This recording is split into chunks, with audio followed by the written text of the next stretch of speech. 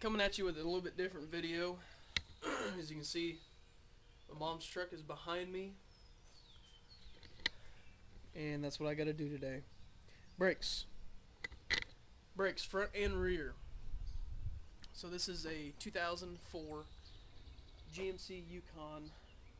It's the SLT fully loaded package. So yeah, doing brakes today. I've got Stevie B here to help out. I'm just here for the moral support and entertainment of the Yeah. day. Yeah, basically. So, without further ado, let's get these tires off, these front tires at least, and get started.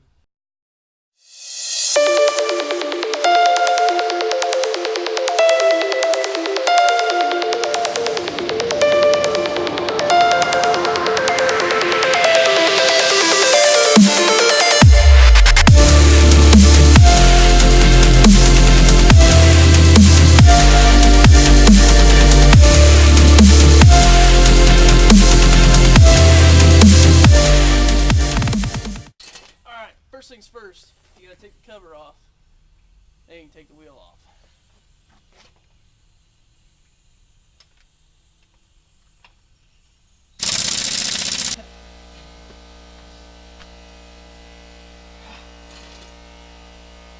Big beefy.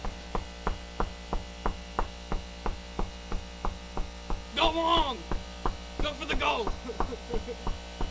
Oh gosh. Pro tip, if one side of the brakes are good, or let's say one side of the rotor's good, like you see here, it's not grooved. Ooh. So as you can see here, the side isn't grooved. So if the other side is grooved really bad, that could indicate, you know, you could have had some rock stuck in there, got in the pads, you know, grooved it up, or the caliper's bad, or you just need to grease up the slide pins. I may go ahead and just grease up the slide pins just to be safe, at least up front, but she does not need front brakes. Now, if the other side is grooved really bad and worn down, that indicates that the caliper's bad. Because if the caliper's bad, it's either going to stick closed and prematurely wear out the pads, either on the inside or the outside, and destroy the rotor on either both sides or one side. Like mine. Yeah, like yours. Yours were destroyed. Mine was bad. But as far as this side, indicating that the front brakes are still good, because I don't know if you guys can see that, but her front pads are still probably about 50 or 60% life, so she's still good. Now, as you can see, the little wear pins right down there, the little screecher is what I like to call it. If that is anywhere near, Banshees. yeah, if it's anywhere near the rotor, that means change them, because that right there is your wear indicator. So that's going to start, that's what you hear start squealing whenever your brakes are bad. It's better than mine. Now, I'm going to take the other wheel off just so I can inspect it, you know, to check to see if it's alright. Pull a Sherlock Holmes over there. Most of her squealing is actually coming from the rear, so that tells me that her rear brakes are shot. But honestly, this thing pulses really bad in the steering wheel, which would, you know, tell me that the rotors are very warped. I'm gonna call her and see if she still wants to change everything, just so she has new brakes all the way around. But honestly, this thing doesn't need brakes up front, at least from this side, looking at it. So let's get to the other side. I'm going to take that off real quick, and then I'll be right back with you and show you what the verdict is. Yeah, pads are in good shape on this side. Rotor is in okay shape, because, I mean, like I said, both of them are warped. Let me show you. Pretty solid. As you can see, rotor's actually in really good shape. It's got one little groove right there on both sides. There's no lip, so I mean it is turnable if I wanted to just go ahead and go turn it. Even though I've got brand new ones over there. Pads again on this side are in excellent shape, probably about 50 or 60%. At work they would be considered green, in good shape. So, but on a normal inspection, what I have noticed on both sides, she does need inner and outer tie rod ends. Yeah. And ball joint boots are busted, so it could use upper and lower control arms at some point, or at least upper control arms at some point, which is not a very big deal. What is all this? Water? Okay. But other than that, this thing's in pretty good shape. And as far as brakes up front, she's good. So I'm going to give her a call, let her know what I found out, and see if she wants me to continue doing fronts as well. Hopefully not, because it really doesn't need it.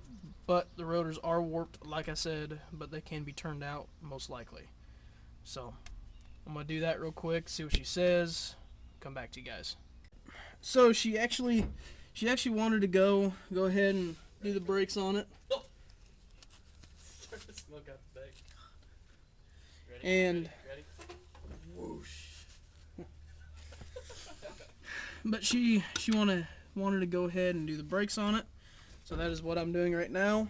So in order to get these calipers off, you have an 18mm here and you got an 18mm down the bottom. And I like a breaker bar. You gotta have a little bit of encouragement on this one. That was brutal.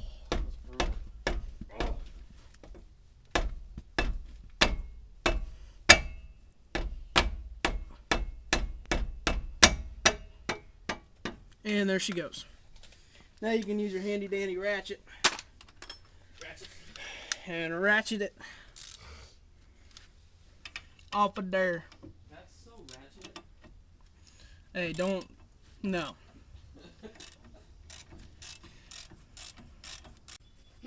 Okay, now that you got those bolts off, you can just grab it, flip that up there. Just be careful with your hose so you don't break it or anything like that. There, caliper's off. So you can see how I've got the caliper just sitting up here. Right now, you can just go ahead and grab your pads and slide them off. Your rotor slides right off there, and there you are. It's in pretty good shape, actually. So there's no, in my opinion, if you're just going to inspect your own brakes on your own time, don't worry about replacing them if they're in this good a shape. But my mom said just go ahead and do it, just because they're actually thinking about, once they get this thing paid off, they're actually going to go ahead and get rid of it. So your pads inside of the caliper, just going to want to, if he'll cooperate with you. Jeez. This is a dual piston caliper. So I'm going to have to compress these in. So you can, what a lot of people use, they just use a C-clamp to do it. But I actually like using an actual tool for the job. So let me go grab that. Alright, so this is the tool I'm talking about. This is a disc brake caliper tool set. So you got your clamp here. You've got this piece goes inside the caliper, and this is what pushes against the piston. Now, depending on what kind of vehicle you got, some of them actually take these type here, and these are all the different sizes for the different vehicles. Some of them have the push and twist type piston, so you actually twist in, it screws in, and some of them, like this one, are just standard hydraulic, and it just comes in and out. So I'm gonna go ahead and compress this caliper pistons in. Okay, so here's the pads. As you can see, they're actually in really good shape. They're a little bit grooved, but that's normal. You'll see that. So these, throw away. Done. Again, like I said, if your brakes are in good shape, do not replace them. I'm only doing this because she said to. So my dad's getting a little bit too old. Love you, Dad. But he's getting a little bit too old to get down and be doing this. So that's why I am their mechanic. Yeah. And Steven's throwing up over here. Your caliper. Alright. Trying to do a video over here. Keep at it. There we go. It's actually going in nice and smooth. Tells me that this side of the caliper is in good shape. And here soon I'll probably start leaking some brake fluid out of the master cylinder, which is normal. Don't worry about that. But you want to compress this piston in all the way, which is right there. Okay, these things are wonderful.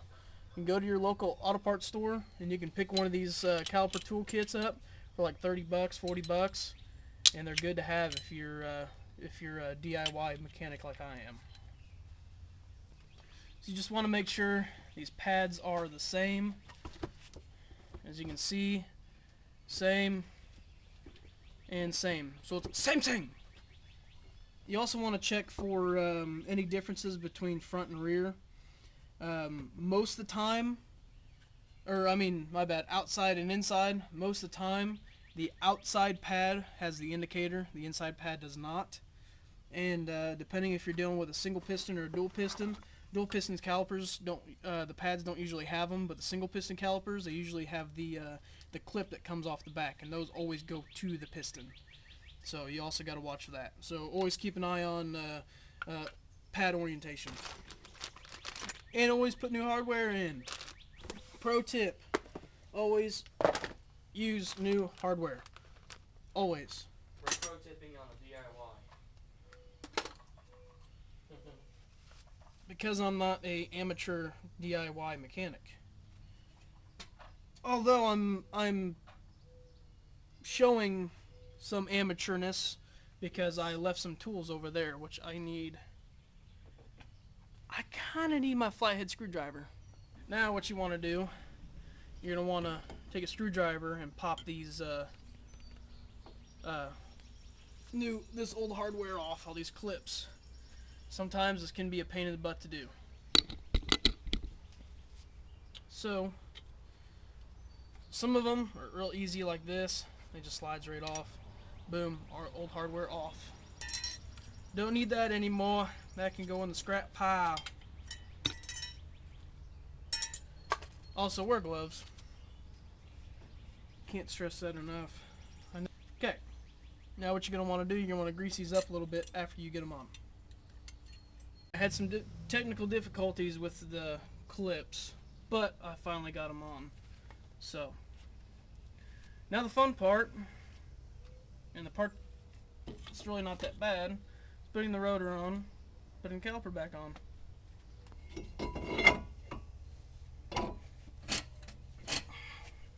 Look at them new puppies. Look at them. Would you just look at it? I know you two, you're probably going to be flagging me for that one. Wouldn't doubt it. Somebody else's content. Flag, flag, flag, flag. Alright, now that you've got caliper, everything on there, now you just want to grab a hold of your breaker bar, apply some torque. You don't need a whole lot. Actually, I really don't know what the factory specs are, so I'm just kind of torquing them. Probably to, I'd say around 75 foot-pounds. Because I really don't know. So, that's one side done. I'm running over the other side, do the same thing, and I'll come back to you when I get to the rear. Off. I'm going to show you. What the heck were you doing? You didn't even notice? I didn't even notice what you were doing. I made the stupidest face like right on your shoulder. Ah. Okay, as you can see, the little wear marker down there is right up against the rotor. And then if you can see, this rotor on the backside is destroyed. So she went a little bit too long. But like I said, this could be a bad caliper as well. Because no grooves, no lip on the front side, but the back side is absolutely destroyed.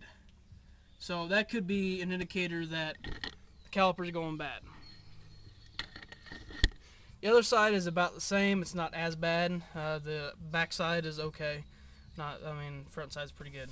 Now, if you're doing this at home You know, I would definitely inspect your brakes before you actually go and buy brakes.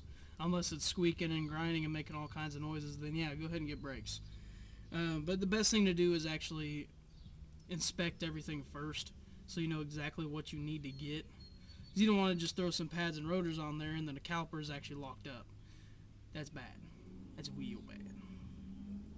So, at this point, we're going to go get some food, take a break, and come back out here. It's literally the exact same process as the front, same 18 millimeters on the caliper bracket. It's identical process. Identical process. Only difference is on the rears of these trucks, it's four-wheel disc, but it's got drum. It's got a drum e-brake, so it's a little bit of a pain fighting that rotor off. So I'll show you guys how to do that, but first, it's time to get some food. So let's get back to this and start working on this and finish it up. All finished up. I just need to take it out of full-wheel drive, pump up the brakes a little bit, take it down the driveway, around the neighborhood. Wheels are all torqued down to spec. If you're wondering, full-size Chevy trucks and SUVs torque specs right around 108 to 110 foot-pounds. That's roughly about what we did. So what you do after you do your brakes, you just gotta pump it up so you can get the pistons to expand nice and stiff. Start her up. I only had it in four-wheel drive. Just so it'd lock the front tires. Just wouldn't roll down the driveway because it started to.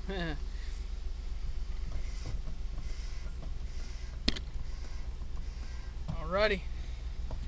Stick down the driveway.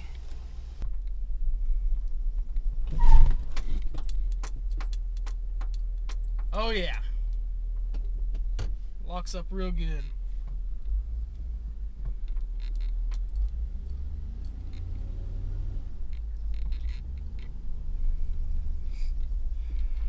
Alright. That is a successful brake job. Alright, so yeah, I thought I'd switch it up a little bit for the channel. Do something that I normally don't do with how-tos. It really wasn't a how-to, but it was kind of a walkthrough. At least on the front brakes, the rear is identical, other than you just got the e-brake. I got so frustrated with it, that's why I didn't videotape it, because the caliper bolts didn't want to come loose. So I had to torch them and heat them up and everything else, but I got them. But anyways, I thought I'd switch it up a little bit and do a little bit of a walkthrough and how-to on brakes on. This is the 04 Yukon, but it's the same for any late model GMC or Chevy truck. So whether it be a pickup, half-ton pickup, or a half-ton Suburban or Tahoe or Yukon. So if you like that video, hit that like button down below. Make sure you subscribe to see more. And remember, 500 subscriptions, 500 subscribers by July 1st. Me and Naive Steve can eat some canned dog food. One tablespoon for me if we hit 100 by July 1st, or 500 by July 1st. But if you go above 600, I'll go more. Don't know how much more, but I'll go quite a bit more. He said he'll eat half a can. 500, I'll eat half a can. So make sure you hit that like and subscribe button for both of us. Hit that like and subscribe button down below for this video and for my channel. His link to his channel will be in the description. Make sure you hit that, subscribe to him if you want to see us eat some dog food by July 1st. Thanks, guys.